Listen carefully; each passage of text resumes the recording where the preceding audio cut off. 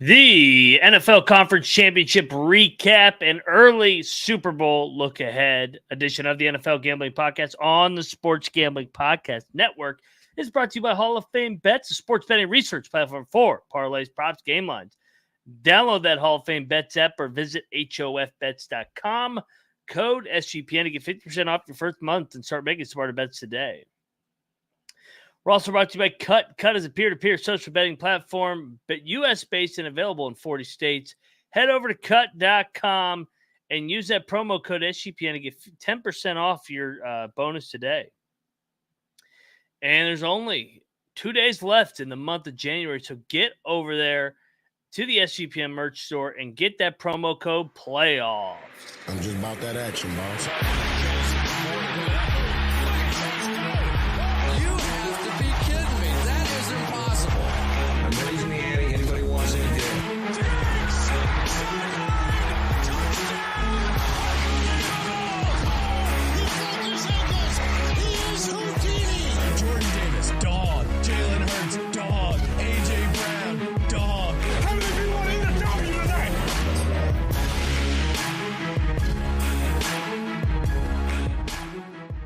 And welcome, everybody, to the NFL Gambling Podcast, part of the Sports Gambling Podcast Network. Tuesday, January the 30th. I think this is our first Tuesday edition. Maybe, actually, no, we did a recap after Wildcard Weekend, so I lied there. Lied less than 100 seconds into the show, so if you hit the under there, you win.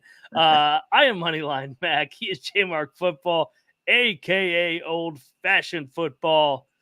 One game remains, my friend. How are you? Doing all right, recovering from being sick, so there's that. But otherwise, happy to see the Lions implode on themselves. I mean, as a Bears fan that was anti anybody else in the NFC North, very happy to watch that happen. Some interesting things happen in these games. I know we'll get into that as we recap them, but I know we both agreed. We messaged each other during the games that I don't know, just some bad decisions. Shout out to the chat, though. What's up, gentlemen? From Juke, go San Francisco, fuck Taylor, and Kelsey's happy ending. That's right. I already saw a offshore book has Travis Kelsey to propose to Taylor Swift. Has to be on the field, and yes, was like plus 250 or something like that. Yeah, you're teasing our early or our next episode because we have all the bullshit props that we're gonna dive into those markets, give out some value plus EV. You know, if you think Kelsey and Swifty are gonna get fucking engaged, we might give it out. I don't know yet. I haven't decided which side I'm leaning on. I gotta dig. I gotta maybe get on the YouTube, listen to some Taylor Swift fucking songs. Maybe get a little intel on that. I don't know what I'm fucking talking about, but I do know that the Chiefs are in the Super Bowl. I know the Niners are in the Super Bowl rematch of the Super Bowl in 2019. Again, where the Niners led by 10 in the fourth quarter before, well, Patrick Mahomes was Patrick Mahomes. Their first Super Bowl of maybe a new dynasty. They go for 3 out of 4, New England Patriot-like. But, I mean, main headline as we transition from Championship Sunday to Super Bowl Sunday is not anything but Taylor Swift. What's your main takeaway on the actual football games? Yeah, I completely forgot. That's what Sick Brain has done to me. But I believe my wife has a Taylor Swift album.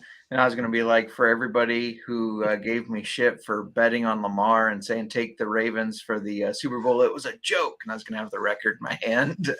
I was working to jinx them. No, so I mean, looking at this first game, the Ravens play calling, Todd Monken, if it's on him, if it's on Harbaugh, if it's on Lamar, I don't know. But Lamar dropped back 82% of their plays. What are you doing? That's not Lamar's game. You led the league in rushing this year. And they ran the ball 6 times with Gus Edwards, not counting Lamar's scrambles. So I didn't get that play calling at all, and that bit him in the ass. I mean, you needed to run the ball. You needed to keep Patrick Mahomes off the field with a slow, grinded-out game, and they didn't do that. And that's why they lost. And because of that, I mean, they deserved to lose, unfortunately.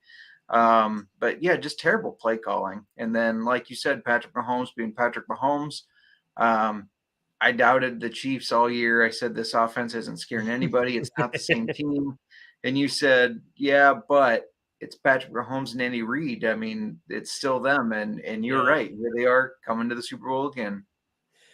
I tried to fade them. I can't say that I'm completely innocent. I tried like hell to get Bills Mafia over the finish line. I thought this was our spot, but that guy, they have a way of him and Kelsey elevating their play. I mean, Yeah. Kelsey had been dog shit the last 5-6 weeks of the season. He was throwing his fucking helmet into the stands. He was dropping balls. He was fumbling games away against the Eagles on Monday Yep. Night Football. And Mahomes actually just wasn't that bad. Maybe his receivers just weren't catching the ball. I know the Raiders game on Christmas Day kind of really amplified how bad or how much they were a mess, that they were struggling, that because he had those 2 turnovers. But maybe it was just a matter of he just needed his guys around to catch it. I mean, you look at it, remember Valdez Scantling, the drop against the Eagles now in the AFC title game, he's making a fall away freaking catch to get him to the Super Bowl. Maybe it just took getting Tony out of the mix, to be honest. Right. But he's so damn good. He really is, and he's such a special talent. And I know if he wins this, we're gonna compare him to Brady, and we already are. I mean, the parallels are undeniable. Brady won early in his career, 3 out of 4 with Belichick.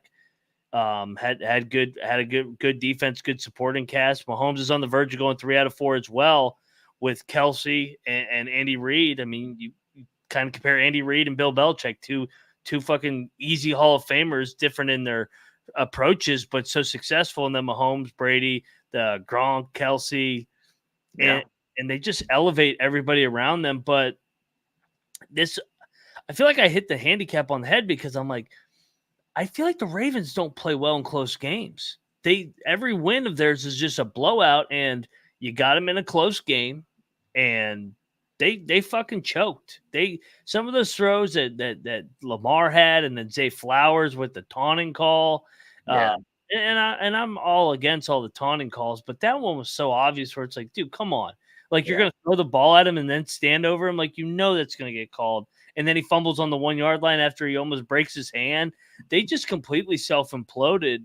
And I know we always say we don't know if they'll get back. Who knows what's going to happen in this league? Who's going to get traded where in the offseason? But if you're the Ravens, man, this is a big-time missed opportunity. It was their biggest home game in franchise history.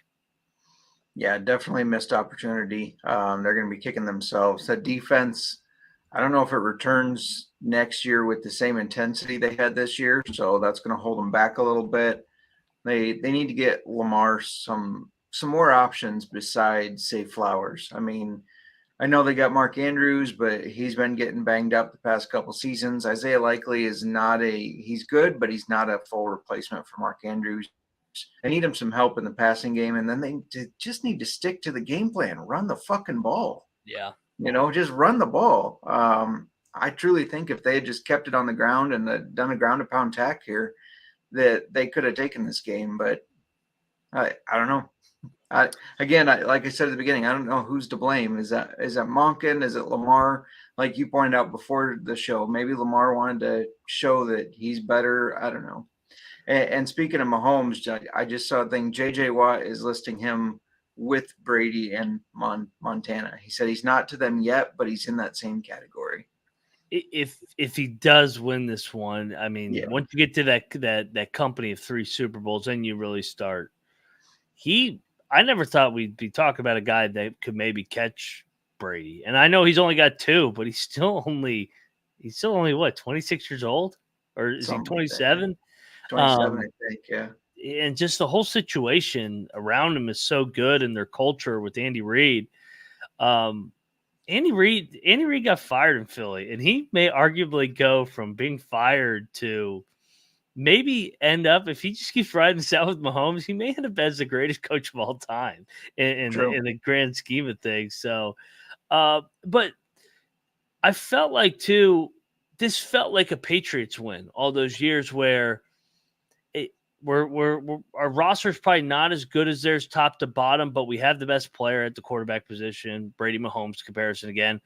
we're going to start fast, get up 7-0, take the crowd out, because you could hear a pin drop when they scored that first touchdown. When they went right at Kyle Hamilton with Travis Kelce, I was like, oh boy, here they are again. And and then they just kind of let you press it and beat yourself. And for the Ravens, they beat themselves with the fumbles, the play calling.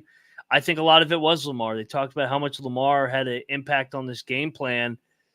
And I think he wanted to prove that he could outduel Patrick Mahomes throughout the air. And that's not Lamar either. Like you said, their one drive where they went down and scored a touchdown to answer the 7-0 Chiefs victor or lead was set up because of the 4th-and-1 big time run by Lamar. It was jumbo formation. We're going to pound it down your throat. And I thought atrocious game plan. There's no reason he should drop back 80% of the time. And I also thought, man, some of the scrambles, I thought he had some opportunities to really tuck it and run and get 20, 30 yards, but trying to force the ball downfield. Yep, absolutely agree. And yet, shout out to, or I guess tip of the cap to the Mahomes Travis Kelce connection. Hamilton had been excellent against tight ends. I mean, probably the best defender against the tight end position all year, and then they carve him up. They went right at him. I said, "Oh my God!" They said, hey, "That's your strength. Here's our fucking strength." I said, "Oh boy, that was a statement drive, like you said. That was we've been here, you haven't. We're gonna go right at your so-called best player." And Kyle Hamilton's a hell of a fucking player, but Travis Kelce at his best is unguardable one-on-one. That was the reality. And shout out to the chat. Juke, you're you might need some counseling from Bills, Jets, and Dolphins fans, because it feels like we got another 20-year run on our hands with this team. They still have another game. They still need to beat the Niners. They beat them in the first Super Bowl of this run. We'll see if they can do it again. But any last thoughts before we go over to the NFC title game? Other than Andy Reid is a goat. He's over there pointing to Taylor Swift after the game. I mean, Andy Reid don't give a shit about nothing. He's having the time of his life with this team. Big Red. I'm happy for Big Red. I thought he got a raw deal in Philly, and he's showing it to them right now. Yeah, no, absolutely. He's a very likable guy. Even though I don't want the Chiefs to win the Super Bowl, I'm hoping Brock Purdy silences the Swifties, but it's hard not to like Andy Reid. I mean, he's just a very likable guy. Shit, I liked him when he was on the Eagles. And, I hate the Eagles. So, yeah, absolutely. He's definitely a likable guy. And shout out to the Big 12. I'm a co-host on the Big 12 Experience. We got Big 12 quarterbacks, Patrick Mahomes from Texas Tech, Brock Purdy from Iowa State in the Super Bowl. So, I'm fired up for this. We'll talk about Purdy and those Niners on the other side. But first, we got to talk about Prize Picks. Get on over there. Prize Picks is the best. Stack winners on top of fucking winners. Promo code SGPN. J Mark, early in the week, I know they got Super Bowl props left and right. Anything you're looking early to jabble at? Is that the right word? Yeah. I mean, you got to. I didn't do a deep dive into this because we're going to be doing a kind of a whole section on this on our next show. But I think you gotta jump on the Travis Kelce over receptions. Mahomes showed that no matter how good the defense is at covering Travis Kelce, he's going to continue to go towards him. I think that's sitting at 7 right now. It could be at 8. I'd still take it. J Mark says, get on over there to Prize Picks, bet the Swifties, bet the Kelces, and take the over, or take the hires. It's going to be profitable once again. I think J Mark's got the script over there. So go to prizepicks.com/SGPN, code SGPN for your first deposit match up to $100. Prizepicks.com/SGPN, code SGPN. Prize Picks Daily Fantasy Sports made easy. All righty. Let's get over to the other game where the Detroit Lions fucking came out. Guns blazing. I'm like, are we really going to have Dan Campbell and the Lions in the Super Bowl? Up 24-7. Then it was 24-10. They held the Niners to a field goal. And then I don't care what the fucking analytics say, and people say that Dan Campbell stayed true to who he was. If you kick a field goal there And if you don't have a field goal kicker that can freaking make a 40-yarder, then go get another one, because there's no excuse to, Right. in this day and age, in 60 or 70 degrees, that you can't make a 45-yard field goal. If he kicks field goal, they're going to win the game, because the odds of them blowing a 17-point lead with all the momentum with a quarter and a half are so small. And then he doubles down and doesn't kick the field goal to freaking tie the game to get any momentum back. And it's fitting they lost by 3. Honestly, it's fitting that they Yeah. lost by 3, because you passed on 2 field goals. I'm tired of these coaches losing their mind. I don't want to hear win probability. That is the biggest bullshit I've ever heard in my life. Context matters. Momentum Yeah. matters. And we had this discussion with the 2-point analytics, and we Mhm. talked about it. If you have Patrick Mahomes, your analytics are different than if you got Jared Goff. Yeah. Your analytics are different if you have Josh Allen versus Sam Howell or any other bottom tier quarterback. I'm so sick of everybody clumping these all scenarios in the same category. That's not how you coach and play football. But maybe Right. I sound like a dinosaur. Maybe people are turning it off right now saying, fuck you, Mac. You don't know what you're talking about. I don't care. Fuck you too. J Mark, your thoughts, man. I know you're in agreement with me. You'll be a little more kind about it though. Maybe. No, 100% agree with you there. And not only that, I mean, I get what the computer analytics say to do, but are they taking into the fact that if you don't kick that field goal and you go for it and don't get it, the momentum shift? Like, Yes. is it weighing that in? Because I don't think a computer can tell you about that momentum shift and how the guys are feeling. Um, it's just unbelievable. And you're right. I saw you put it out on the X that this isn't week 3, right? This is Yes. the champion. It's win or go home. So what are you doing being that risky when you don't leave points on the field like that? It's unbelievable. I get that he's an aggressive guy and that's his kind of mantra that he goes by, but you got to be smart about it. And that wasn't smart. It wasn't smart to not take those field goals at all. And goes to show with the score here. So I don't know. It was great to see, as the Bears fan, see those Lions Yeah. implode. That first half, I was like, "Are you kidding me?" It was really funny as the Hawkeye fan to see afterwards. They released footage of George Kittle saying in the second quarter, he said, "Man, I can't wait till we win this thing. And when they interview me, I'm going to say they had us in the first half, but we got them in the second," or something like that. And that's exactly what happened. It's like he spoke it into existence. Yeah, the 49ers, good for them for not giving up, because at 24-7 at half, it was Yeah. hard for them not to just be completely defeated. Well, and I think you hit the nail right on the head, J Mark, that their grit and experience showed up. This Yeah. was their third, and we talked about this in the preview. This is their third straight NFC title game, and they've had a lot of heartbreak over the last five years of Shanahan. The first game with the Chiefs, the Super Bowl, they blew a 10-point lead. Garoppolo has the guy over the top. I'm not saying they win the game, but if that's complete, they probably win the game. So that's a heartbreak, blowing a 10-point lead in the Super Bowl. Then you go to 2021, they blow a 10-point lead again to the Rams on the road. And what was almost a home game, because there were so many Niners fans, that felt like a gut punch. The Rams won the Super Bowl. The Niners probably would have beat the Bengals in the Super Bowl. And then Yeah. last year, I know Sean has his opinions. The Eagles probably were the better team, but as soon as Brock Purdy went out with his elbow injury, then Josh Johnson went out. There was no hope that they had to go wildcat the rest of the game. So this is kind of a team that's been snake bit, but finally really dug deep and found a way to win a hard game. And like you said, kudos to them. And they talked about it in the post game. They said, what was the changing point there? Like when they didn't kick the field goal to go up 17, when they Yeah. went for it, that kind of gave a second life. And I don't get it, especially at the end of the half when you kick the field goal to go up 24-7. You Yeah. kick the field goal to go up 24-7 instead of going for it. If you're just going to be reckless Dan all the time, then you go for it there too. So more inconsistency. I don't know, man. If you're a Lions fan, I know you're happy to be there. And if your eyes team were in the same situation, yeah, we'd be pissed off. But at the same time, you'd have a little perspective, be like, we've sucked so long that it was Sure. nice to get here. But we also talked about it with the Bills when they lost to the Chiefs in 2020. They made the AFC title game. We said, Yeah. oh, they're going to be back every single year. They haven't been back yet. It's fucking hard to get back there when you don't have a guy like Patrick Mahomes or Tom Brady year in and year out.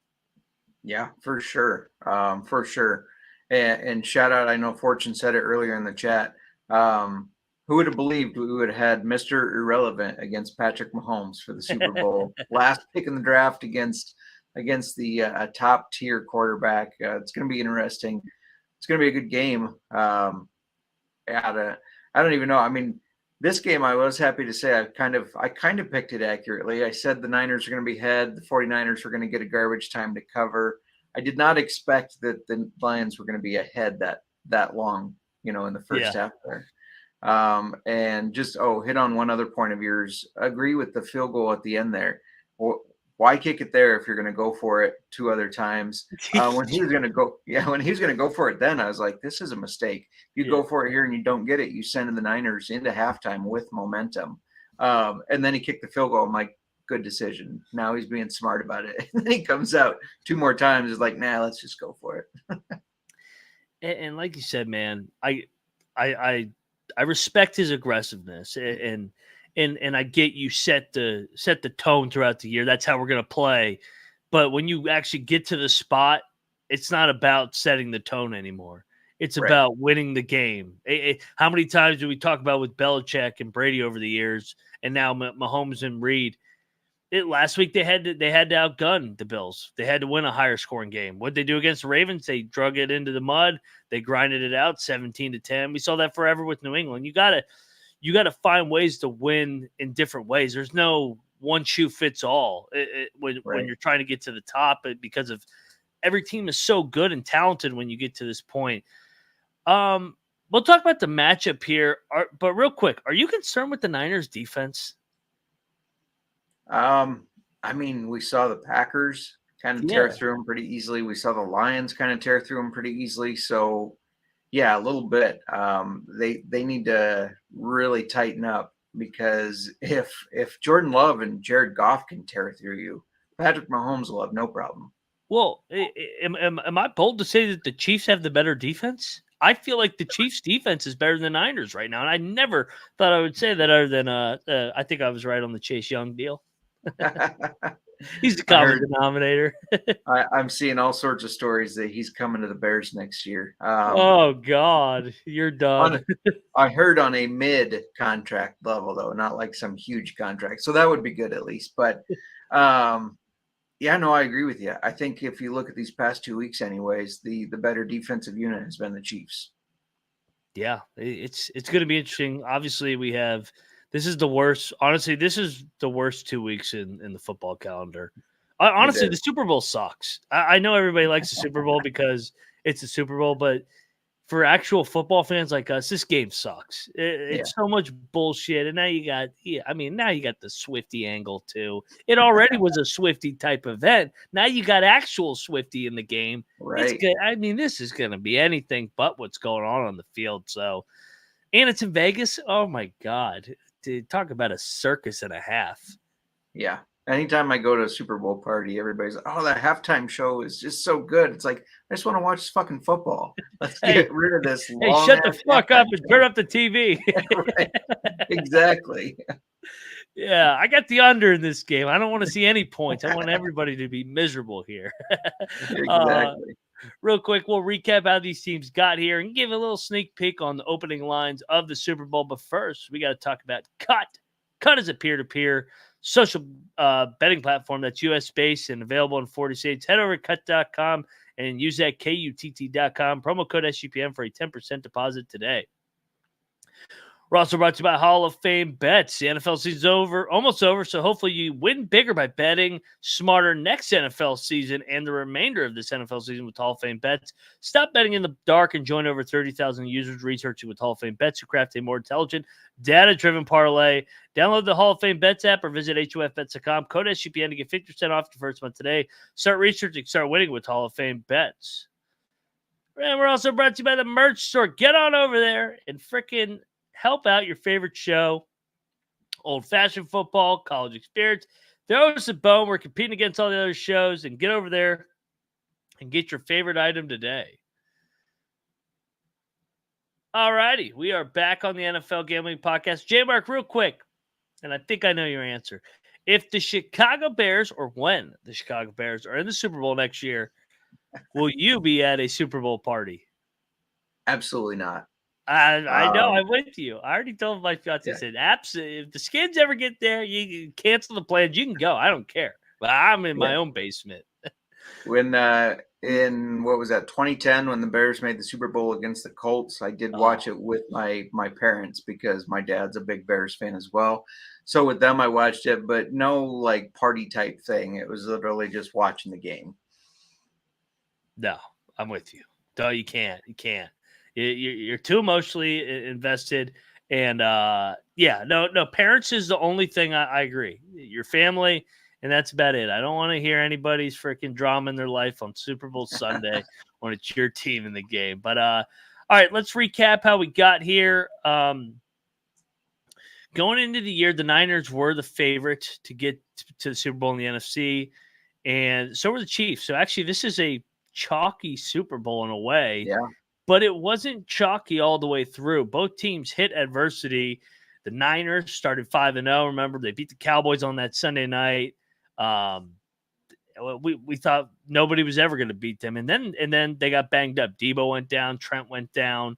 They lost 3 in a row at Cleveland. I remember that game. I was on that money line, PJ Tucker. And then we were on Kirk Cousins in primetime. And then they lost to the Bengals. Then they hit the bye week, came back strong. We both were on that Jaguars get-right spot out of the bye week. And they reeled off, 6 in a row there. Before finally getting depleted there, they got embarrassed on Christmas night. That put them at 11-4. And then they beat Riverboat Ron to clinch that number 1 seed when Philly dropped that game to Arizona. So they clinched it New Year's Eve, 12-5. They beat the Packers. They beat the Lions. That's how they got here. Looking back on this Niners season, J-Mark, we both were on them to win the West. We both liked them to win the NFC as well, but we didn't want to really give it out because it felt like it was so chalky. But just your thoughts on these 2024 or 2023 Niners as we head into the Super Bowl. Yeah, I think we even said they're going to be tough to beat, but we don't like giving out the chalk. We like to look for that plus money. Yeah. But no, a hell of a season, one that started even in the offseason with, is Brock Purdy even going to play? I mean, there were so many storylines on, is he going to recover from that elbow surgery in time? So the fact that he's done that, the fact that Christian McCaffrey, who I know we've looked at him as injury prone, but I dug into that a little bit for fantasy football, and he's played, I think, 92 of 116 games. So maybe injury prone is a little bit of an exaggeration. He just had some bad luck there. But he stayed healthy. So yeah, I don't know they had a heck of a season. We knew they were a very well coached team. We knew they had a lot of talent everywhere, and that they had talent where they needed it in the spots that they don't necessarily need it. And I'm not trying to pull anything from anybody on that team, but they had the scheme to support not necessarily having the best guy on the field. Nobody's going to tell you that Brock Purdy is a better quarterback than Patrick Mahomes, but the scheme of that Shanahan runs here in the offense they run, he doesn't need to be. Yeah, and neither was Jimmy G, and that's why Jimmy G was so good there. And like you said, we didn't know who was going to be the quarterback. Jimmy G, remember they were floating around Jimmy G coming back for one more run. You had Trey Lance, so yeah, I'm glad you reminded me of that. And Purdy came out in that Pittsburgh Week 1 game, and you're like, I think he's back, and he's their guy. So. Yeah, Niners, they were the best team in the NFC all year, so fitting that they get there. On the other side, this team was not the best team in the AFC, and we talked about all year that we were skeptics. They obviously won the Super Bowl. They lose opening night to the Lions via the turnover with Tony just completely shitting the bed on the pick six. They had all those drops. Kelsey didn't play that night. Jones didn't play that night with the contract holdout. But after that, they got things right. They won 6 in a row, and then in week 3, that was the the birth of the Swifty era, and when they killed the Chicago Bears, and J-Mark just had to sit there and take it and watch him show Swift every other play. And while his Bears were getting annihilated 41-10, but that was the birth of that. Then they kind of went through the motions, but found ways to win. They snuck by the Jets on that Sunday night game, snuck by the Vikings, snuck by the Broncos. And then they finally got picked off in Denver in that snow game randomly. And so they were at 6-2. They went over to Germany, got it done against the Dolphins in that game. So they were 7-2 at the bye. Then they kind of shit hit the fan. This is when we really had our concerns in November. They blow that game to Philadelphia when Travis Kelce loses to his brother because he fumbled on the 5-yard line. They lose to Green Bay at Lambeau on Sunday night. They lose to Buffalo on the controversy play where Mahomes loses his mind. And then they lost to Vegas on Christmas Day. And that was really the head scratcher, that they were losing to the Raiders on Christmas Day that late in the season. But give them credit. They found a way to get the Bengals to clinch the division on New Year's Eve and then get into that 3 seed when they rested their starters in the last week. Playoffs, they play the Dolphins. It's a little bit cold. Fucking Dolphins fold, Chiefs roll. Everybody swag surfing while the Dolphins are bundled up in 10 layers. And then we all said he couldn't do it on the road, and they couldn't do it on the road. They go to Buffalo. They go to Baltimore. And here we are sitting with a rematch of Super Bowl in the year 2019. So thoughts on this Chiefs team? This was definitely the most roller coaster Chiefs Super Bowl appearance so far. Yeah, absolutely. And I was ready to write them off. I mean, we talked about how good their defense was, but how bad the offense looked, how they weren't making the throws or the catches, and just everything looked out of sync. But Mahomes, Andy Reid, as you pointed out multiple times in the playoff run here, it's Mahomes and Andy Reid. Who better to kind of get a whole team in sync again? And they did exactly that. Quick look, do you watch Hard Knocks? I do. I here and there. I'm not a religious Hard Knocks guy. Same. Are they the Hard Knocks team next year? No, I saw this clip. The Jets were the Hard Knocks team this year, of course, and they had the mentalist on there, the guy that predicts all the stuff people are going to say. Psychiatrist, yeah. And they asked the Jets player, "Who are you guys going to face in the Super Bowl?" Because obviously it's going to be Jets, but who are you going to be facing? And the guy said the Niners, and he said, "Okay, and what's going to be the score? Because you guys are going to win, obviously. What will the score be?"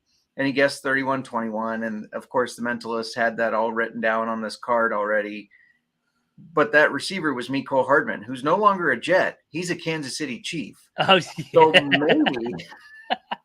maybe he was predicting it accurately, and we're looking at a 31-21 Chiefs score. I want the Niners to win, but I couldn't mess with that. I already put a bet on an exact score: Chiefs 31, Niners 21. There's an obscure bet for you that we're giving out early. I think it's like plus 150 or 1,500, something crazy like that. So, do you know what the score was in February 2020 when they played? Was it 31-21? It was 31-21. There you go. Or no, wait, no. Was it 31-20 or 31-21? Niners fans, I'm sure, will let me know. It was one of the two. It was. I think it must be 31-20 because they're 10-point lead. You're right. Yeah. There's a bet out there that you can place in one of their specials, and that's the exact score it gives out. It's kind of the most common one. So that must have been what it was. Yeah. But, I may have to get in on that. Yeah. Well, all right. So that gets us in. I mean, you transition right into it. Niners open up, I think, as 2-point favorites. To 1, 2.5, then down to 1.5, down to 1, back to 2.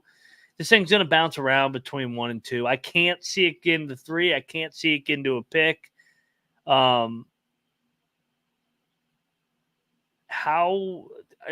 think we both are going to be on the Chiefs because of who it is, and it's Andy Reid off a bye too now. So now you have the Andy Reid bye statistics back in your corner.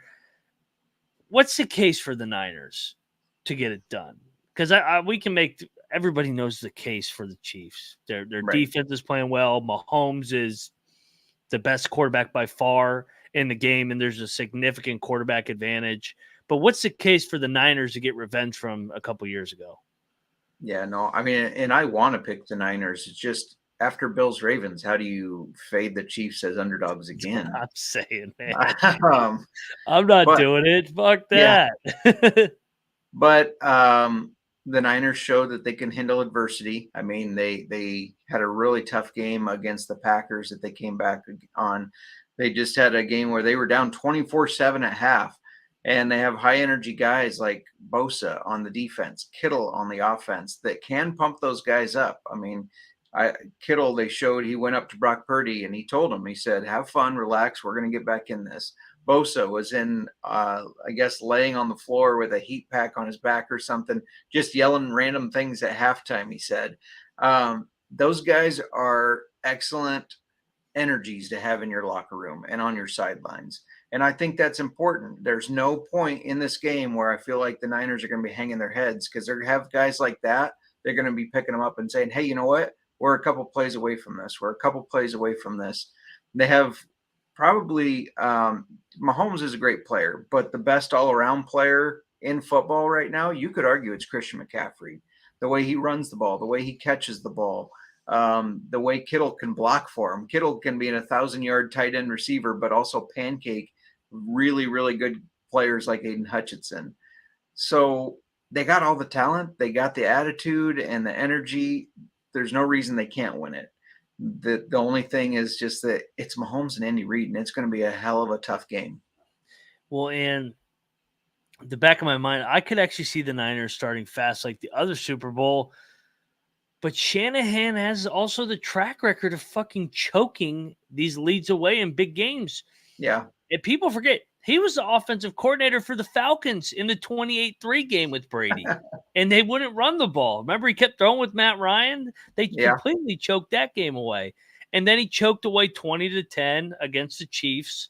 And I know Purdy's played well, but this is a different stage. This is a different stage he's going to be in. And maybe he shuts everybody up, but I don't know, man. I don't know. But I mean, crazier things have happened. Nick Foles has beaten Tom Brady in the Super Bowl.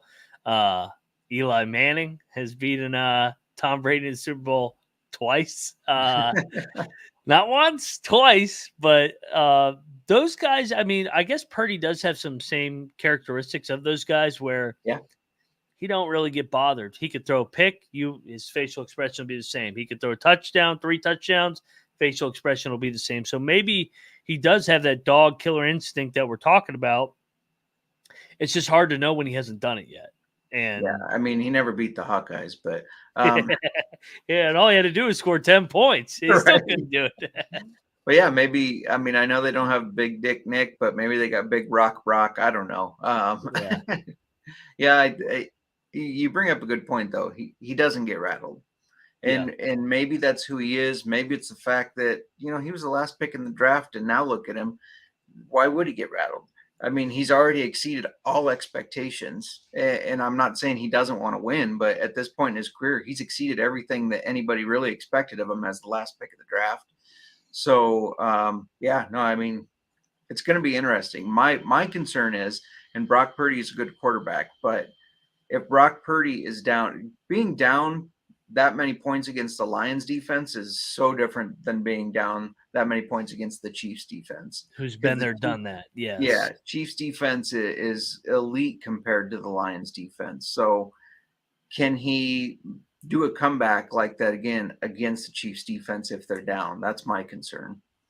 Agreed. And the other thing too, that just thinking about, I'm thinking about the games that the Chiefs have lost in the playoffs under Mahomes and Reid, and the Bengals game. That was a weird game. Remember, they got off to like a 17-point lead, and then their offense sputtered. There was issues with Tyreek Hill. That's why they got rid of him. But the Bengals were able to get after Mahomes there. The blueprint is what Tampa did to Kansas City, and that was just. Those offensive linemen were out for Kansas City that day, and they just fucking teed off on Mahomes. Yeah. Mahomes actually didn't even play that bad. He just had no time. And Brady was Brady. Brady had been there, done that. Brady came out sharp, got Gronk involved. They got off to a 17-point lead, and then they were able to just run the ball and hold on because it was like the Chiefs. They've been there, done that. And then the other only loss was against Brady as well. So the 2 losses are to Brady and then Burrow.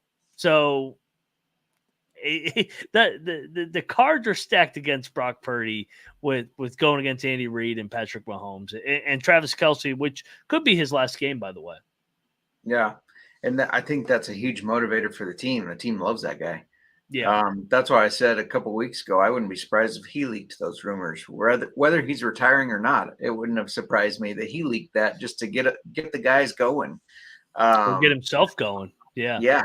Yeah, for sure. So, no, it's going to be a hell of a game. I mean, you got Mahomes, who, like we've been talking, is among the greats already. And you got Brock Purdy, who was irrelevant. You got Travis Kelce, one of the best that's played the tight end position against George Kittle, another guy very good at the tight end position. I don't know. And they both have good defenses. It's going to be a fun game to watch. You got a lot of great players to kind of key in on. I completely agree. And the other thing, you talk about Mahomes, he beat Philly literally on one leg last year. Remember, he rolled his ankle in the first game and then rolled it again. Yeah. Couldn't even run, and he still was able to beat them. So if you're gonna lay the number with the Niners, man, you're brave. So I don't know, man. I got time to flip. Nobody's gonna be on. I would imagine the Chiefs will be public in the Super Bowl. From what I saw, they already are like 70-some% of the money and the tickets coming in on the Chiefs. Don't get me wrong. I want the Niners to win. I would love it if Brock Purdy and Kittle and just the Niner Nation could win the Super Bowl, kind of stop the whole Swiftie talk and nonsense. But it's not going to be easy. That's for sure. No, it's not going to be easy at all. Can't wait to preview it next week. Enjoyed the season so far. Obviously, we got one last game. J Mark, you got anything over at the Old Fashioned Football this week? Or are you guys off this week and getting ready for next week? No, sir. We got a whiskey only episode tomorrow. We have the his title is The Bootlegger's Grandson.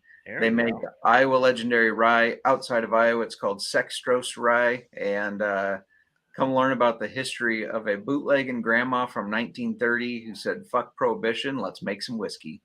Oh, man, can't beat that, baby. That's what's great about the Old-Fashioned Football. You don't even need to talk football and talk whiskey and a little bit of football. Juke Jackson, do you cover the UFL? J-Mark does. Yeah, yep. We should we'll have coverage going on that with Colby and CJ and Nick Dant, I'm sure. But yeah, we'll be all over that. That'll be here before we know it. So, but between now and then, hey, I know everybody wants to bet on the fucking Super Bowl. Get on over there. You got a bunch of college basketball games over the next 10 days before the Super Bowl even starts. So get over there. The college basketball experience every single night. Big 12 experience. The main sports gambling podcast. They're going to give out every fucking prop left and right ever created before the Super Bowl starts. So get on over there. Subscribe to all the channels. Any last words before we get out of here, brother? No, everybody have a good week. Don't look at it as a week off. Look at it as a week to prepare and drink whiskey, of course. I like the sound of that. And let's get out of here. Let it ride.